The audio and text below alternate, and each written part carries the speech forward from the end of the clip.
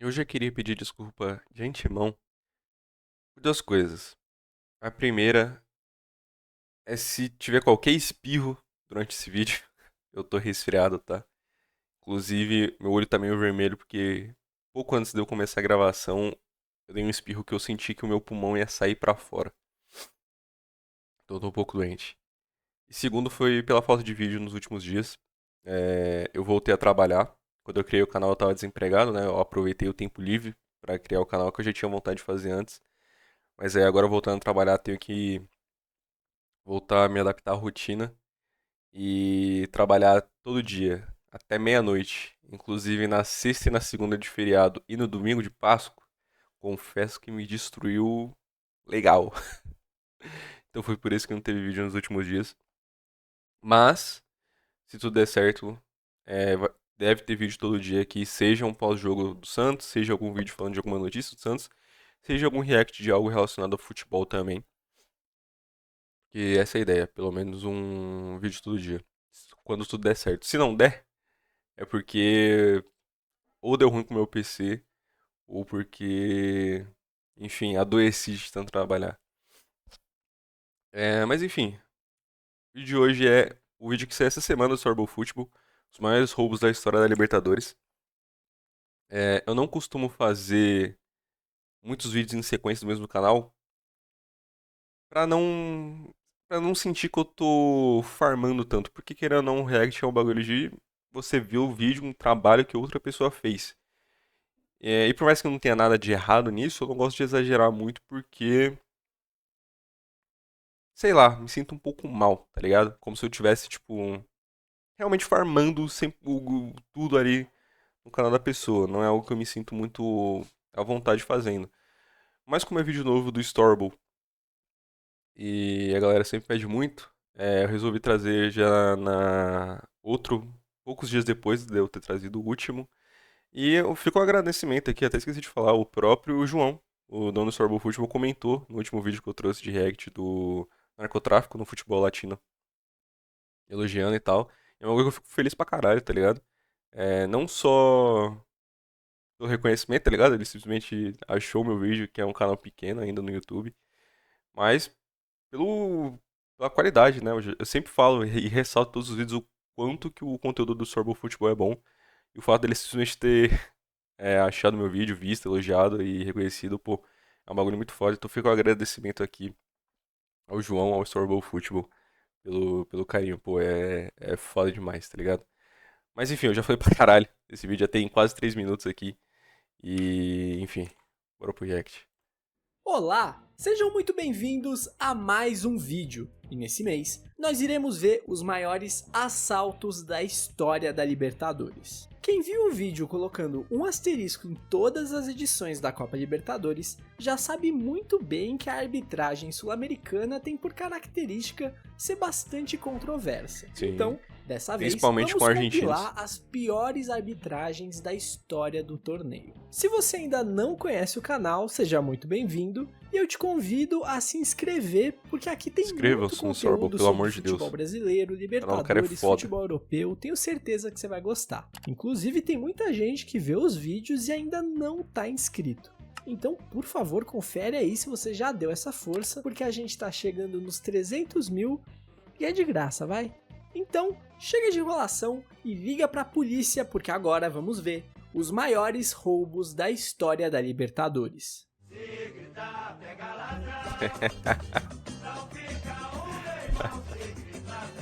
Genial a música de fundo.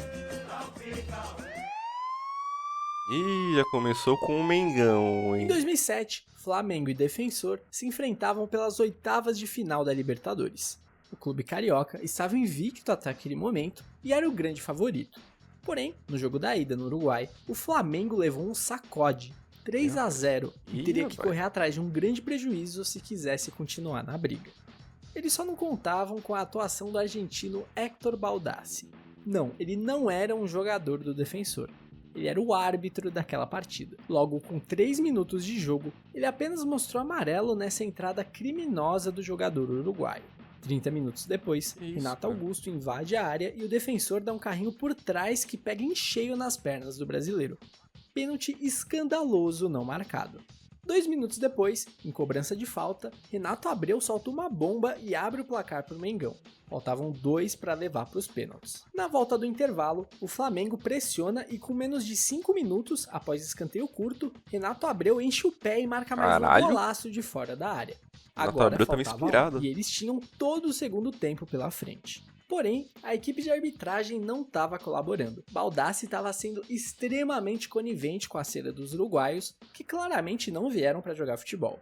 Eram apenas entradas duras, quase nunca devidamente punidas, e muita, mas muita cera. O goleiro Martin Silva, sim, aquele, chegou a demorar 2 minutos para bater um tiro de meta. Esse que foi o tempo total de acréscimo dado no primeiro tempo. Bizarro, cara. No segundo foram só mais 3. A Globo chegou a mostrar o tempo de bola rolando e chegávamos a quase 30 minutos de não jogo. Isso só no comecinho do segundo tempo. Bizarro. Aos 44 do segundo tempo, o Flamengo tentava no apagar das luzes o gol de empate. E em jogada pela linha lateral, acontece um empurrão próximo à linha de fundo dentro da área. Pênalti que, se convertido, seria o gol de empate rubro-negro, mas Baldassi nada marcou novamente. E dessa forma, o jogo se encerrava. Apesar da vitória por 2-0, o Flamengo foi eliminado da Libertadores de 2007 com 3-2 no agregado. O defensor não foi muito além na competição e acabou caindo pro Grêmio logo na fase seguinte. Bizarro, cara. É uma parada que a gente sempre fala, tipo, é muito louco. O Brasil, possivelmente, né, se tudo der certo, possivelmente vai igualar o título de Libertadores da Argentina esse ano, né? Se eu não me engano, o Brasil tem 24, a Argentina tem 25. E a tendência é que algum brasileiro ganhe de novo, porque, sei lá, as únicas forças da Argentina hoje são o River e o Racing. E o River tomou 3-0 do Atlético na última e o Racing realmente tá bem. Mas falta saber se vai conseguir bater de frente com Palmeiras, Flamengo, o próprio São Paulo, que mesmo estando meio mal, tem a tradição, tem a camisa, né? Então, enfim, tem várias questões. Mas é muito louco o Brasil tá finalmente conseguindo igualar esse número de Libertadores, porque o Brasil não só sempre foi muito mais prejudicado pela arbitragem, principalmente quando há confrontos, em confrontos contra argentinos, mas também acontecia contra uruguaios e outros clubes de outros países da América Latina. Mas também a gente não dava muita importância. Sempre é muito falado que o brasileiro, no geral, começou a dar mais importância quando o próprio São Paulo começou a dar mais importância, começou a buscar Libertadores. E aí meio que virou algo nacional, os times em geral queriam ir, queriam ganhar Libertadores por isso. Mas antes disso, antes do São Paulo, se não me engano, só quem tinha era o Flamengo em 81, o Cruzeiro, acho que sim, o Grêmio, que também tinha o Mundial, e o próprio Santos. E mesmo a gente meio que tacando foda-se pra Libertadores e sendo prejudicado, ainda assim a gente tá conseguindo alcançar.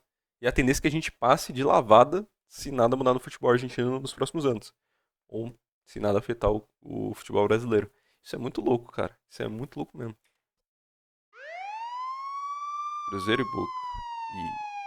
Boca Juniors e Cruzeiro chegavam à decisão da Copa Libertadores de 1977. O Cabuloso era o atual campeão e buscava seu bicampeonato. O Boca tentava sua primeira conquista. Após cada um vencer sob seus domínios pelo placar magro, haveria uma partida de desempate em campo neutro. Jogo esse que não saiu do 0-0, sendo então a primeira final de Libertadores a ser decidida nos pênaltis. Na primeira cobrança argentina, o árbitro venezuelano Vicente Lobregá mandou voltar porque o goleiro do Cruzeiro se adiantou. Só que a bola foi na trave. Ele nem pulou na bola, não interferiu em absolutamente nada. Na segunda tentativa, o cobrador caprichou e fez o gol. E ao final da disputa, o Cruzeiro acabou derrotado por 5-4 e o título da Libertadores foi pro Boca. Desconsiderando o fato do goleiro nem ter ido na bola, vale lembrar que o goleiro se adiantar em pênalti era bem normal até meados de 2010. Antes disso, era muito raro mandarem voltar a cobrança. Imagina só em 1977. Esse, por exemplo, foi um dos pênaltis que deu o título da Libertadores pro Boca em 2000 contra o Palmeiras. E aí eu te pergunto quem se adiantou mais? O goleiro do Cruzeiro, que nem foi na bola, ou o do Boca que pegou o pênalti? Costumeiramente, eles só mandavam voltar um pênalti para favorecer um clube. Em 2002, o árbitro argentino Daniel Jiménez mandou voltar esse pênalti defendido por Eduardo Martini. Essa decisão acabaria tirando o Grêmio da final da competição, para colocar o Olímpia, que ficaria com a taça. Em 2004, Santos Laguna e River Plate empatavam no duelo pelas oitavas de final. De novo. E o paraguaio Carlos Torres mandou voltar essa defesa de enquete no meio do gol com a justificativa do goleiro ter se adiantado. Tem ainda esse vídeo do técnico Carlos Bianchi do Boca falando pro goleiro Córdoba antes da final de 2001 para se adiantar um pouco que os juízes não mandariam voltar a cobrança. Mas enfim, acho que já deu para entender. Vocês sabem como funciona a Conmebol. Grande Conmebol. Boca de novo. Realmente compactua com o que eu disse no vídeo do Storyboard falando dos asteriscos nas Libertadores. O Boca possivelmente é o clube mais odiado em solo sul-americano. Na verdade, talvez não seja, porque além da grande torcida na Argentina, tem torcedores de outros países da América Latina que torcem pro Boca. Ou porque é um clube grande, naturalmente acaba atraindo torcida, ou porque não, sei lá, de repente o lugar em que ele vivia ali, sei lá, na Bolívia, não tinha nenhum time que disputasse, que trouxesse algum tipo de atenção. E aí eles acabam torcendo pelo Boca, pelo River e etc. Mas, pô, possivelmente é o mais odiado, cara. É surreal. Acho que se você perguntar pra qualquer time brasileiro qual time que eles mais odeiam, excluindo rivais e times nacionais, eu acho que o Boca deve ganhar de lavada, cara. Surreal isso. Boca Juniors e Cruz Azul decidiam a final da Libertadores.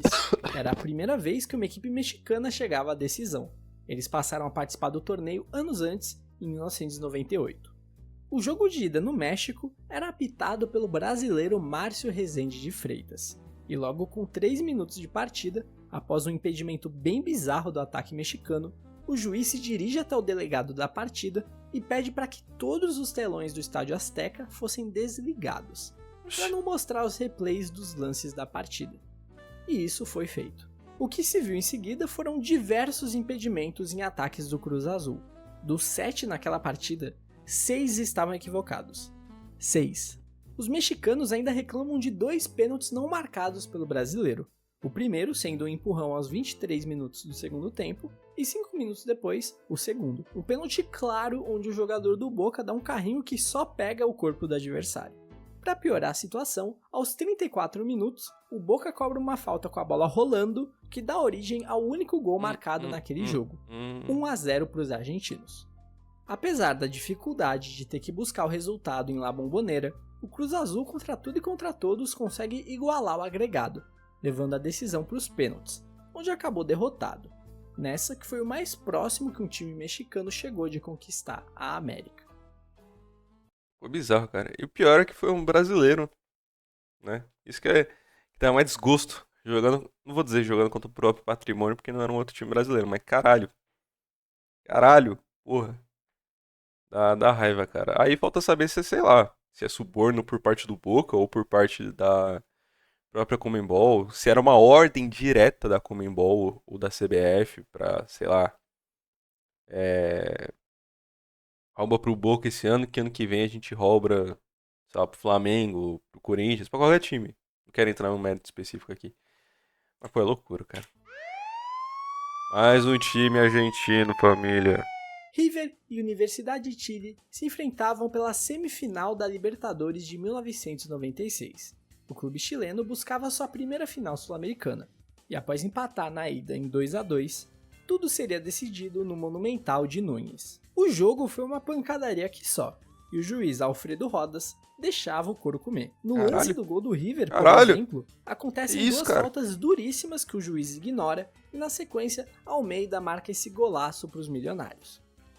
No exato lance seguinte ao gol, Laú tem a chance de igualar o marcador, mas o juiz não vê esse pênalti escandaloso do goleiro. Ele deu um soco com as 2 mãos na barriga do jogador chileno, que inclusive leva o cartão amarelo por reclamação. Na segunda etapa, mais um pênalti não marcado para os azuis. Mas se ele não deu aquele primeiro, imagina esse. O River chegou a ter um jogador expulso. Curiosamente, o único que já tinha cartão levou o segundo. E então, em um contra-ataque, chega ao segundo gol. Porém, esse gol foi anulado por impedimento, mas adivinha só, não estava impedido. Isso mostra que essa foi realmente uma das piores arbitragens da história do torneio. Se pá, o cara não tava roubando, isso era horrível mesmo. Que é meio loucura de se imaginar que... Mas que a gente vai falar o quê? Os nossos árbitros brasileiros são horrorosos e apitam Copa do Mundo? O próprio... Eu sempre esqueci o nome da porra do árbitro, que tem o meme do Jude Bellingham quase gritando com ele na Copa. Loucura, cara. Nem foi na maldade para desfavorecer um time, foi só ruim mesmo. A equipe de arbitragem conseguiu errar absolutamente tudo no jogo. Ou talvez ele tenha começado roubando propositalmente pro River, mas depois percebeu que tava ficando muito escandaloso. Ou que a Universidade do Chile não ia apresentar um grande perigo assim e resolveu dar uma roubadinha contra o River pra não ficar tão na cara assim. O River Nunca se avançou sabe. à final contra o América de Cali, e reza a lenda que um dos irmãos Orejuela, os traficantes donos do clube colombiano, foi se encontrar com o árbitro no vestiário dessa partida, na tentativa de comprar a final em favor de seu clube. Porém, ao oferecer o acordo, recebeu um não com a justificativa de que a final já tinha sido comprada. Bom, Pô, não e o existe River isso, realmente foi campeão. Não Pô, vai existe tomar no cu, absolutamente nenhuma Que prova isso, de cara. que isso realmente aconteceu. Mas coisas desse tipo realmente eram comuns na Libertadores dessa época. Tem um vídeo aqui no canal que conta detalhadamente. Vídeo magnífico. Vejam, tem react aqui no canal e vejam também no próprio Storable. É muito bom esse vídeo, cara. A conexão, as conexões que você nem imagina que tem do tráfico com o futebol latino-americano, principalmente o colombiano, mas de outros países também. É loucura, cara. Sobre a relação do narcotráfico com o futebol latino. Se tiverem interesse, o link tá no card aí em cima. Verdade, a final do contra a Fluminense e LDU. Liga de Quito faziam a grande final da Libertadores do ano de 2008, ambos em busca de um título inédito. Na ida, se favorecendo da altitude de Quito, a LDU sai na frente vencendo o jogo por 4-2. O clube carioca tinha a missão de vencer por pelo menos 2 gols de diferença no Maracanã para levar para os penais. O árbitro era Héctor Baldassi. De Sim, novo. ele já foi mencionado aqui nesse vídeo. Sua última arbitragem no Maracanã até então foi aquele do Flamengo? fatídico Flamengo e Defensor. Já sabemos que o cara tem algo contra Carioca. Logo com 5 minutos de jogo, Guerron faz jogada pela lateral e cruza para Bolanhos abrir o placar para os equatorianos. Aos 11, Thiago Neves, de fora da área, empata o jogo. Com 27 minutos, Thiago Neves aproveita o cruzamento Ele faz o e marca o hat-trick, gol né? da virada. A LDU sente o golpe e logo em seguida, com 30 minutos no relógio, Washington ia saindo cara a cara com Ceballos quando é derrubado na área. Pênalti e possivelmente expulsão do zagueiro equatoriano, mas Héctor Baldassi apenas manda seguir o jogo. Com 31 minutos, ou seja, no minuto seguinte, em cobrança de falta, a bola toca no braço do jogador equatoriano após desvio de cabeça. Lance esse mais difícil e pouquíssimo comentado, tanto que nem os jogadores do Fluminense chegam a reclamar. E o jogo segue. Com 42 no relógio, Cícero é lançado e quando entra cara a cara com Ceballos, é derrubado na área. Mas o juiz não marca pênalti, pois o bandeirinha de forma equivocada assinala que o jogador está em posição irregular. Com 11 minutos da etapa final, Thiago Neves, cobrando falta, marca o seu terceiro Daqui a pouco eles iam arranjar impedimento até na falta pra tentar parar o no Fluminense. jogo e empata a final no agregado. O jogo vai para a prorrogação e aos 12 do segundo tempo extra, Bieler marca para a Liga o que provavelmente seria o gol do título equatoriano, mas o bandeirinha marca impedimento esse que novamente não existiu. O jogo termina com a Esse é agregado mais de questionável. 5-5 e a decisão do título vai para os pênaltis. A LDU converte seu primeiro pênalti. Ceballos defende a cobrança de Conca. Fernando Henrique evita o segundo gol equatoriano. Thiago Neves então ia para a bola, autor de 3 gols no tempo normal. Ele E perdeu, quando né? o juiz apita, autorizando a batida, o goleiro Ceballos abandona o gol e vai até o juiz falar alguma coisa, enquanto Neves chuta pro gol vazio, mas o juiz manda voltar. Atitude claramente com o objetivo de tirar a atenção do cobrador, anti-jogo, e portanto deveria ser punido com o cartão amarelo, que o goleiro já tinha, mas Héctor Baldassi novamente deixa passar. Thiago Neves cobra novamente e Sebadios com os pés defende a cobrança. Em seguida, tanto o batedor da LDU quanto o do Fluminense marcam seus gols. E no pênalti decisivo, Sebadios novamente defende e dá o título da Libertadores para a Liga de Quito. É preciso dizer também que, além de tudo, o goleiro se adiantou na cobrança. Nenhum dos dois pés estava na linha. Que loucura, cara. É o final de 2000. O título da Libertadores de 2000 seria decidido entre Palmeiras e Boca Juniors. Os brasileiros defendiam seu título, enquanto o Boca buscava dar fim a um jejum que vinha desde 1978 sem conquistar a América. O jogo de ida, em La Bombonera, terminou empatado em 2-2. Tem um detalhe que o primeiro gol do Boca, aos 22 minutos, estava impedido, mas o pior ainda estava por vir. Com a boa atuação ao viver de lá, o clima de otimismo era grande para a decisão no Morumbi. No apito estava escalado o paraguaio Epifânio Gonzalez. E logo com 3 minutos, o Palmeiras leva um susto e o Boca abre o placar. Porém, o bandeirinha assinalou impedimento. Um impedimento bem duvidoso para dizer o mínimo. Mas não se enganem, o troco vai vir forte. Com 3 minutos da etapa final, Euler cruza para dentro e o jogador do Boca empurra o atacante palmeirense, que desequilibrado não consegue finalizar, impedindo o gol do Palmeiras. Pênalti e expulsão que o juiz mal posicionado não vê e deixa passar. Poucos minutos depois, o goleiro Córdoba pega a bola e desfere um soco na cara do jogador adversário. Uma agressão clara, portanto expulsão e pênalti mais uma vez não marcados para os brasileiros. Aos 40 minutos, Bermudes dá essa entrada só nas pernas de Euler, mesmo já tendo o cartão amarelo. Porém, o juiz não expulsou o atleta. O jogo terminou 0-0 e a disputa foi para os pênaltis, onde o goleiro Córdoba, que deveria ter sido expulso no começo do segundo tempo, defende 2 cobranças e dá o título para o Boca Juniors. Ah, e é claro, como já foi mostrado nesse cobranças e dá o título para o Boca Juniors. O jogador do Palmeiras nem encostou na bola, ele já tá com os 2 pés muito na frente da linha, tá ligado? Em nenhum momento ele ficou com o pé na linha. Loucura. Claro, como já foi mostrado nesse vídeo, se adiantando bastante. É surreal, cara. É surreal. De novo, Boca, cara. Caralho, cara. Caralho, cara. Eu falo mais no final do vídeo. Mas caralho, mano. Não, isso não é um erro de edição. Realmente temos outro Boca e Palmeiras nessa lista. O ano dessa vez é 2001. Um ano depois, portanto. Agora a fase é a semifinal. Se você está prestando atenção, você sabe que a final entre Boca e Cruz Azul já apareceu por aqui também. Então vamos ver o que nos traz novamente a essa edição. Dessa vez, o assalto aconteceu na partida de ida, em La Bombonera, com o árbitro paraguaio, Ubaldo Aquino.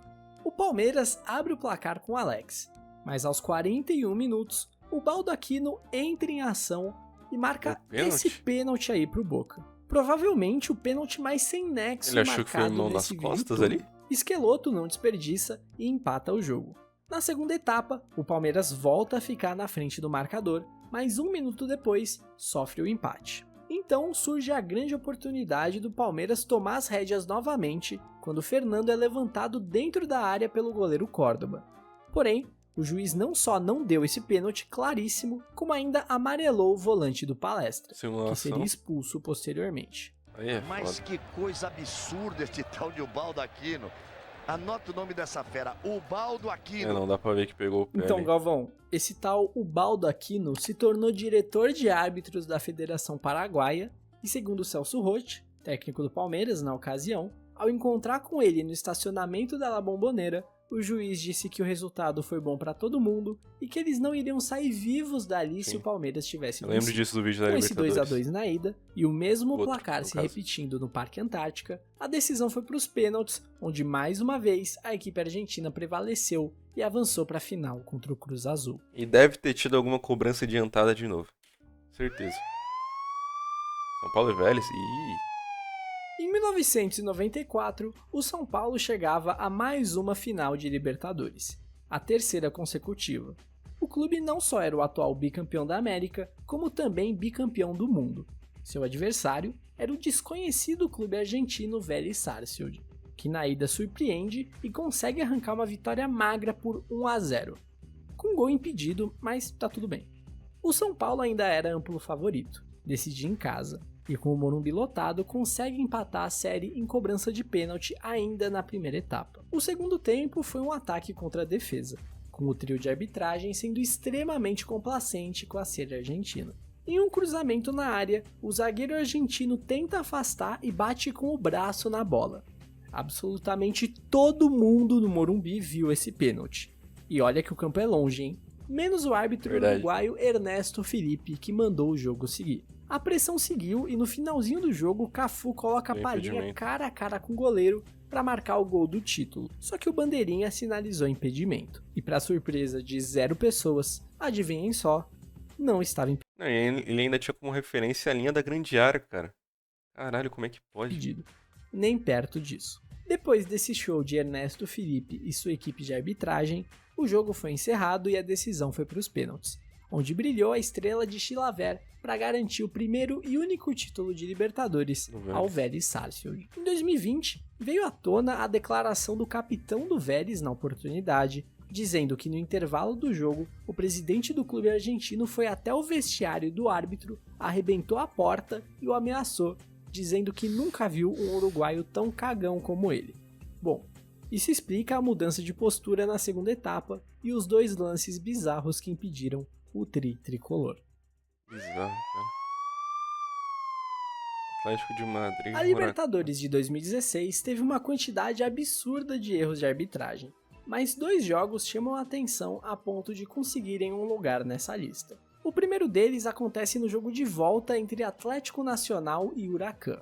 A ida terminou com um empate sem gols, e tudo parecia extremamente favorável para os colombianos em sua casa. Ainda mais quando aos 23 minutos de jogo, o árbitro venezuelano José Argote marca esse pênalti para lá de discutível em guerra.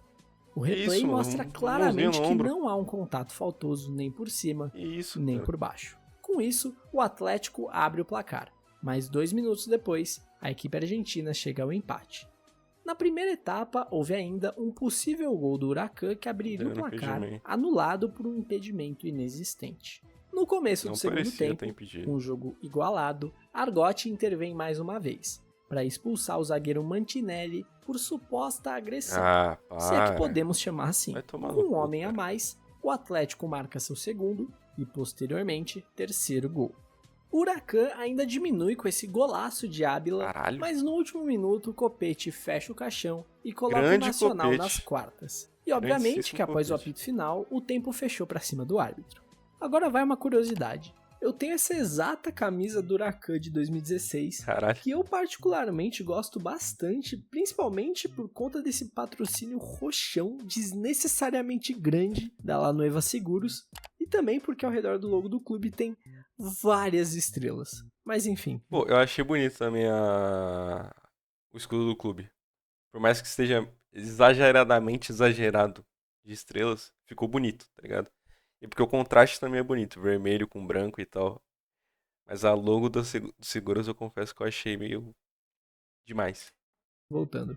Com isso, os colombianos passaram de fase e após 2 excelentes duelos contra o Rosário Central, Foram o campeões Atlético desse ano, tinha né? pela frente o São Paulo. São Paulo e Atlético Nacional duelavam por uma vaga na final. A polêmica já começa no jogo de ida no Morumbi, quando o jogo estava 0-0 e o juiz expulsa o zagueiro Maicon pela agressão em Borja. Depois disso, o próprio Borja marca 2 gols e coloca um pé do clube colombiano na final. Mas o São Paulo não pode ser dado como derrotado dessa forma. Mesmo fora de casa, o clube foi para cima e abriu o placar logo aos 8 minutos com Caleri. A alegria não durou muito e aos 14, Borja de novo empata o jogo.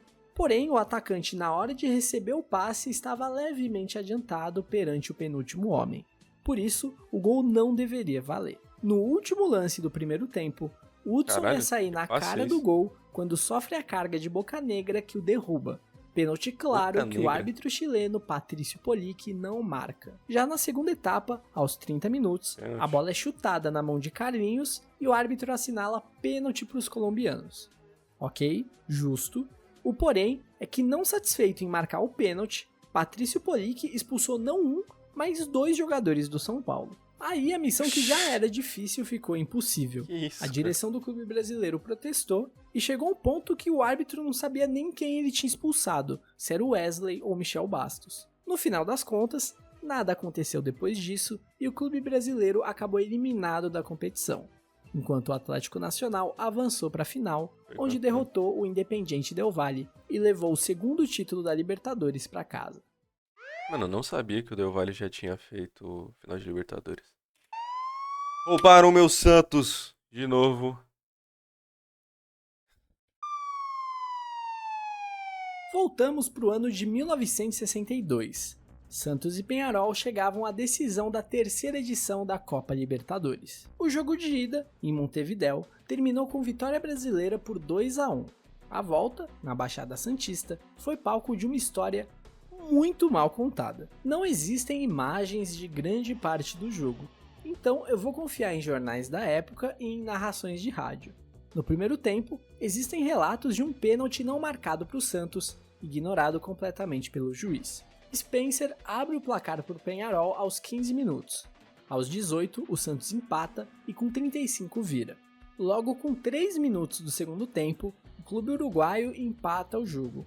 Porém, o goleiro do Santos relata que um jogador do Peñarol atirou terra em seus olhos antes do cruzamento para o segundo gol. Cara. 2 minutos depois, ainda no comecinho do segundo tempo, a equipe uruguaia vira o jogo com grande protesto por parte dos jogadores do Santos, que cercam o juiz, alegando que houve falta na origem da Vai jogada. sair E expulsando nesse alguém. momento, pouco depois do terceiro gol, uma garrafa é atirada no árbitro chileno Caralho. Carlos Robles. É dito que o juiz fica semi-inconsciente e a partida é paralisada por 1h30, embora haja controvérsias. Muitas fontes dizem que a garrafada na realidade nem pegou e o juiz estava dando migué. Caralho, que arrombado, cara. Nessa 1h30 há muita movimentação no vestiário. Os presidentes de Santos e da Federação Paulista pressionam o juiz para voltar para o jogo, de forma não muito educada. É dito Não tinha como ser muito educado depois de tudo que tinha acontecido também, né? Convenhamos. que não havia nenhum ferimento evidente dessa garrafada. E no final das contas, Até o juiz tá fazendo cera. Olha que o loucura. juiz retorna e a partida é reiniciada como se nada tivesse acontecido. Com 22 da etapa final, o Santos chega ao gol de empate, 3-3. E depois desse terceiro gol, outra garrafa é lançada das arquibancadas da Vila Belmiro. Mentira. Mentira. Essa acerta o bandeirinha, mostrando que a torcida do Santos estava muito boa de mira naquela noite. E aparentemente já é algo histórico da torcida do Santos conseguir jogar coisa dentro de campo. Por isso, Olha o jogo só. é paralisado novamente. Quando ainda faltavam 6 Eu minutos acho que a torcida. Não vou falar. A torcida do Santos devia jogar mais coisas hoje em dia no campo. Mas não contra árbitros e jogadores rivais, nos próprios jogadores. Se alguém quiser jogar um tênis no Léo Godoy. Assim. Não sou eu que vou criticar. para o fim do tempo regulamentar, o juiz opta por encerrar a partida, alegando falta de segurança. Dessa forma, o Santos se sagrava campeão, pois venceu a ida e empatou a volta. Ou pelo menos, isso era o que todos pensavam, até se descobrir que o árbitro na realidade enviou a súmula para a Conmebol com a vitória do Peñarol por 3-2. Muito antes de acontecer o Vasco e Cruzeiro, que todo mundo achava que o Vasco tinha feito 2-1 e depois foi 1-1, o Santos tinha sofrido isso, só que na final de Libertadores. Caralho. Isso porque, Caralho, após ser cara. atingido com a suposta garrafada, ele suspendeu a partida por falta de segurança aos 51 minutos de jogo, ou seja, no comecinho do segundo tempo, 1 minuto depois que o Peñarol marcou seu terceiro gol. Caralho. E aí? E o resto do segundo tempo? O juiz relata que só retornou ao campo e continuou o jogo por medo da torcida, e que tudo o que aconteceu depois dessa primeira paralisação foi um grande amistoso. Caralho, que filho da puta, cara. Caralho, que desgraça. Mano, ainda bem que o Santos ganhou esse título. Se o Santos perdesse. Caralho, cara. Ou seja, não valia nada.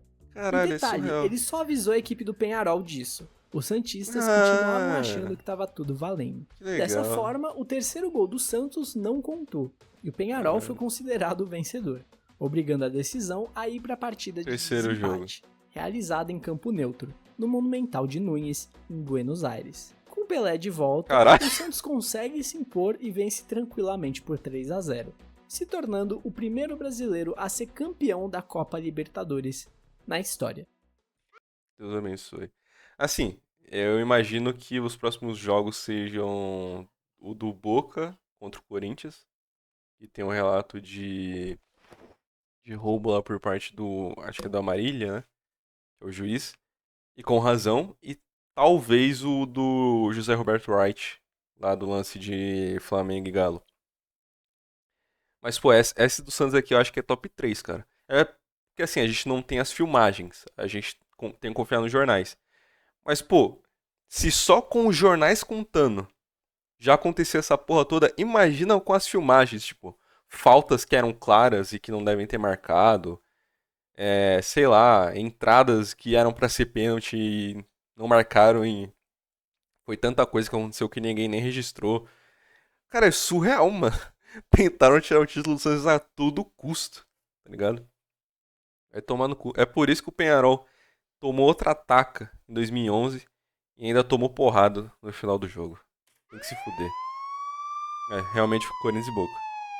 Nas oitavas de final da Copa Libertadores de 2013, um confronto chamava a atenção. Corinthians e Boca Juniors faziam a reedição da final anterior, com os brasileiros buscando seu bicampeonato. O Boca, com sede de vingança, venceu o jogo de ida sob seus domínios por 1-0, mas ainda tinha o duelo no Pacaembu, em que rapidamente os corintianos perceberam que a maior barreira para o bicampeonato seria o paraguaio Carlos Amarília e sua equipe de arbitragem. O Corinthians começa pressionando e logo com 8 minutos, em uma cobrança de lateral, É louco também que o Amarília roubou justo em solo brasileiro, né? Eu imaginava que se ele fosse fazer isso, seria em solo argentino, porque seria mais fácil. a bola ia Aqui ainda tinha sobrando toda a pra torcida Emerson dentro da área, podendo quando pôr o medo zagueiro nele. do Boca dá uma cortada digna de voleibol com a Mano, argentino gosta de pôr a mão na... Lá ele, gosta de pôr a mão na bola, né, cara? Esse cara aí com pênalti, a gente já teve outros casos recentes. Teve o do Vegete no último jogo contra o Flamengo. Teve o Maradona com a La Mano de Dios. mão. Surreal, Pênalti cara. escandaloso não marcado por Amarília, Todo mundo é que ainda goleiro nessa pune porra. Sheik com o cartão amarelo pela reclamação. Mas aquilo era só o começo de uma longa noite. Aos 23 minutos, Romarinho recebe linda bola e sozinho na área marca aquele que deveria ser o primeiro gol corintiano. Mas o bandeirinha, Rodney Aquino, anula o gol em um impedimento que só ele viu. E não é coincidência.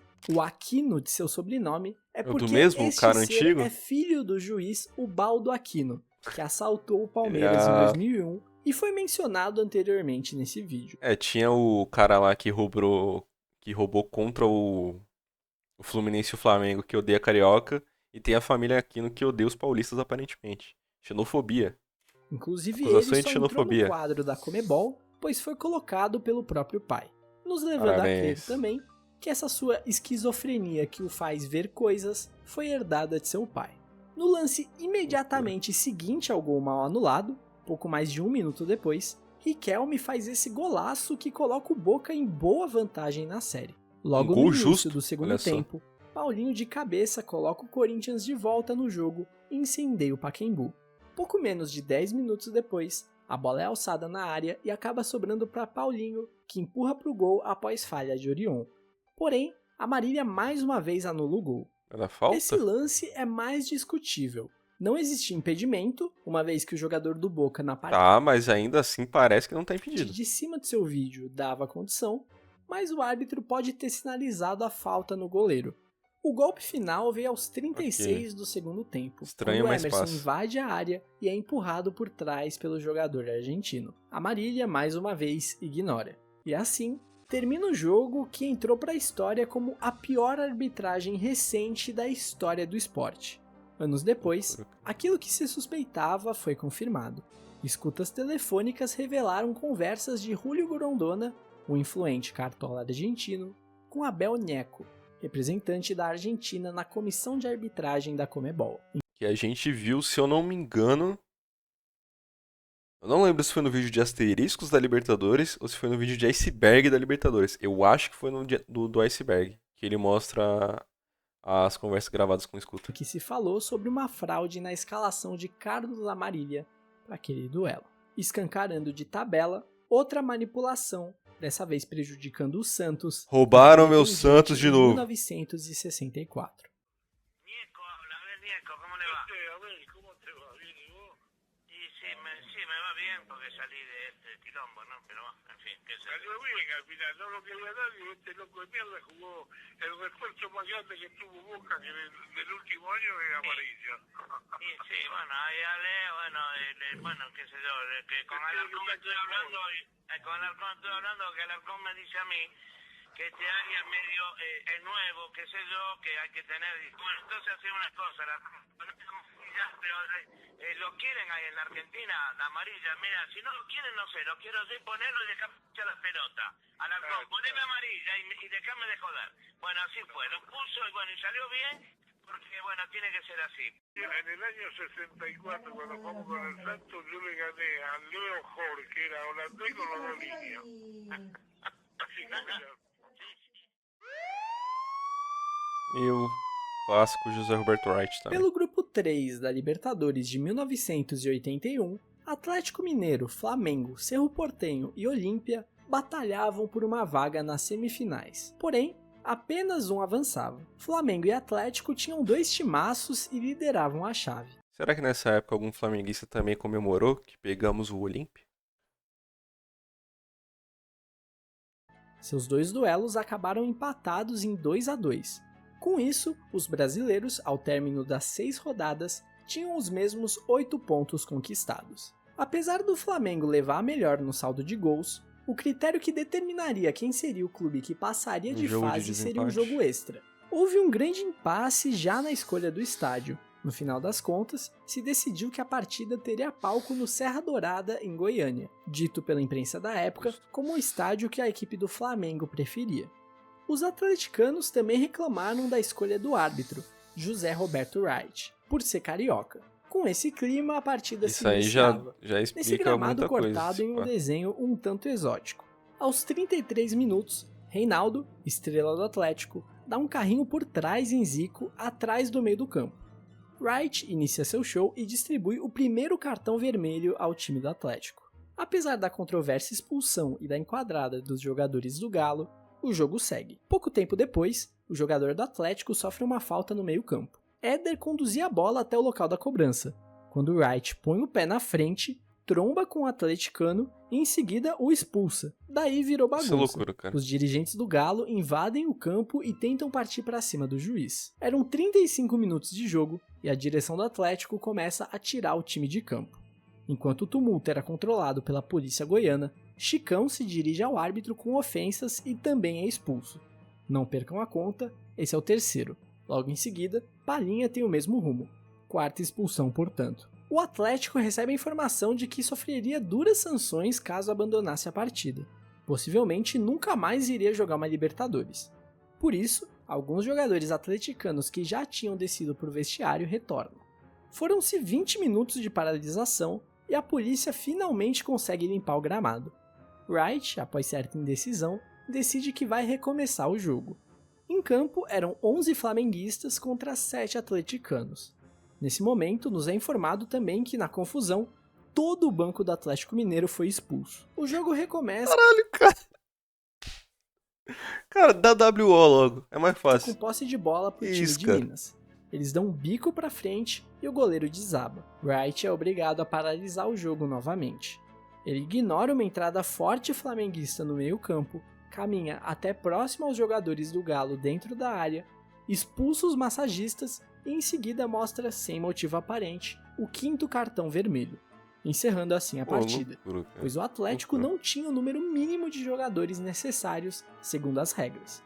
Portanto, o Flamengo vencia por WO. Dessa forma, a equipe carioca avançou para as semifinais, onde novamente liderou seu grupo, para na final derrotar o chileno Cobreloa e se tornar campeão da Copa Libertadores. Vale a curiosidade que não é a primeira vez que José Roberto Wright dá uma dessas em um jogo de Libertadores.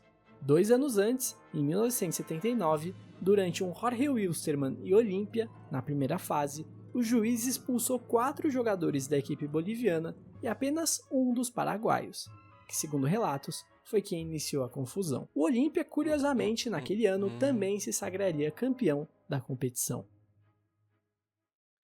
Bom, rapaziada, esse Cara, foi o vídeo, espero que tenham curtido. mano, que vídeo bom, cara. Tipo assim, eu não sei se o Riot ele só é realmente horroroso, já que ele roubou também pro Olímpia, nessa outra Libertadores.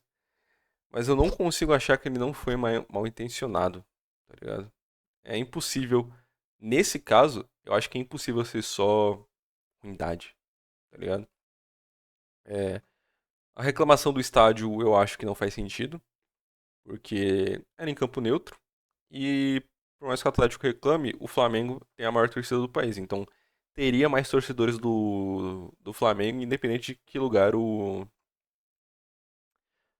em que lugar fosse selecionado o estádio neutro, tá ligado? Podia ser em São Paulo, podia ser em algum estado do sul, enfim. Acho que isso não mudaria muita coisa. A não ser que tenha outro motivo pra eles terem reclamado do estádio, mas aí não sei. Mas o fato do Wright ser carioca já é um pouco questionável, tá ligado? Você não pode pegar um árbitro que seja, que tenha... Pô, que tenha nascido em um do local dos dois times, tá ligado? Tanto porque ele pode ser carioca e roubar pro Flamengo porque ele é flamenguista, quanto poderia prejudicar o Flamengo por ser Fluminense, Botafogo, Vasco, tá ligado? Não faz muito sentido. Assim, pra mim, pelo menos os roubos que ele mostrou no vídeo, eu concordo com todos, obviamente. E pra mim, realmente, o top 3 se eu tivesse que fazer, seriam os três últimos que ele mencionou. Eu acho que, na minha opinião, o do José Roberto Wright é o principal, assim, é o top um de roubos da Libertadores. O segundo, eu confesso que eu fiquei um pouco em dúvida, porque, pelos relatos que a gente viu, eu achei o do Santos mais absurdo. Não tô falando que eu tô certo, tá? Eu. Eu juro que eu tô tentando falar isso sem clubismo, tá ligado? Por ser o Santos e tal, não. Eu juro que eu achei que pareceu mais. Só que por ser muito antigo e não ter as filmagens, fica difícil de saber. Pode ser que não tenha sido tudo isso, tá ligado? O que eu acho difícil, principalmente porque roubam a gente até hoje, quem dirá naquela época, tá ligado? Eu acho difícil as notícias e manchetes não estarem provando o real, tá ligado? Eu acho difícil. E talvez se tivesse filmagem seria ainda mais escandaloso. Então, pelos relatos, me pareceu que a final de Santos e Penharol seria o segundo lugar. Mas como a do Corinthians é mais recente e tem as gravações não só do jogo, mas da escuta e tal, eu acho que é justo a do Corinthians também ficar em segundo. Por mais que, na minha opinião, acho que a do Santos e Penharol tenha ficado em segundo lugar como a mais. Como o maior roubo. É, é justo também a do Corinthians e Boca. Mas, cara, loucura, mano. É que nem eu falei no início do vídeo, é muito louco a gente tá conseguindo finalmente igualar o número de títulos da Argentina na Libertadores e possivelmente passar. Eu torço pra que passem. É óbvio que quando tiver uma final de um time brasileiro contra algum outro time aleatório da América do Sul, eu não vou torcer pro time brasileiro dependendo do time que for. Se for o Flamengo, o Vasco, o Fluminense e o Botafogo, os de São Paulo, até, assim, os grandes, eu não vou torcer pra ganhar. Me desculpe, não vou torcer pra ganhar. Os times menores, eu acho que sim. Um Fortaleza, um Bahia finalmente conseguiu a Libertadores de repente. Porra, sei lá, tá me faltando agora na mente os outros times que estão disputando. Mas enfim, o Vitória, por exemplo, se ganhar uma Sula, eu vou torcer pro Vitória. Pros outros grandes eu não vou torcer, me desculpe, tá ligado? Mas ao mesmo tempo, esse é o tipo de situação que consegue te colocar em xeque, tá ligado?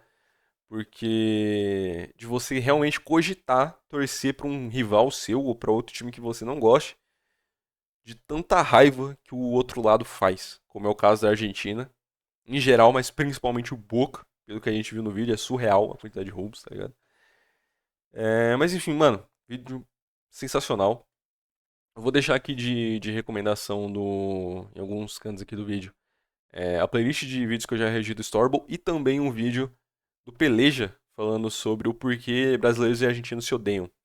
Que eu acho que adiciona muito mais nessa parada de não só do futebol, mas de outras questões que ressaltam esse ódio mútuo e genuíno entre brasileiros e argentinos, fechou? Mas, porra, videozão e tamo junto. Se você quiser ver mais vídeos de react de futebol e notícias sobre o Santos, pós-jogo de falando sobre o Santos também, se inscreve, deixa o like aí, na moralzinha, fechou? E tamo junto, mano. É nóis.